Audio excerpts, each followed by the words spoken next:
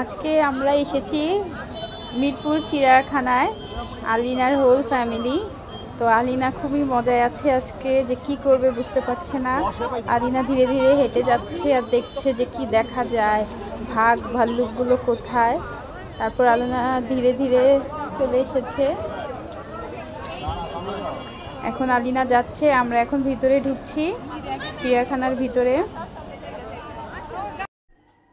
আলিনা, আজকে আলিনা কোথায় এসেছে? আজকে আলিনা এসেছে চিড়িয়াখানায়। ফার্স্টে আলিনা চলে গেছে ডিয়ারের কাছে, অনেক হরিণ। আলিনা দেখতে দেখতে টায়ার্ড হয়ে গেছে।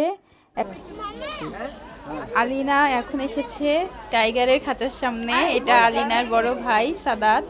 সে টাইগার দেখে একটু শঙ্কিত, কিন্তু যাচ্ছে আসছে, কিন্তু তারা খুবই খুশি দুই ভাই বোন টাইগার দেখে।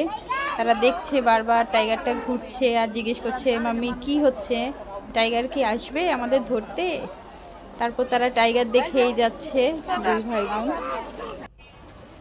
এখন আলিনা পৌঁছে গেছে জিরাফের খাঁচার সামনে। সে দেখছে যে কি দেখা যায় এত বড় বড়, কিন্তু সে তো পা পর্যন্তই দেখ। আলিনা এখন দেখছে গন্ডারকে, মুগ্ধ নয়নে দেখতেছে গন্ডারকে। গন্ডার তো নড়েও না চড়েও না। আলিনা ভাবছে আল্লাহ এটা কি করছে, দাঁড়িয়ে দাঁড়িয়ে ঘুমাচ্ছে কেন। আলিনা দেখে যাচ্ছে যে আল্লাহ মাম্মি গন্ডার কি করে, গন্ডার কি। আলিনা এসে পড়েছে গাধার খাঁচায়। আলিনা ভাবছে আল্লাহ মাম্মি এগুলো কি সাদা সাদা, কিন্তু গাধা তো অপলক চোখে তাকিয়েই আছে আলিনার দিকে। তো গাধাকেও আবার। এখন আলিনা এসেছে হর্সের খাঁচায়। হর্স তো এদিক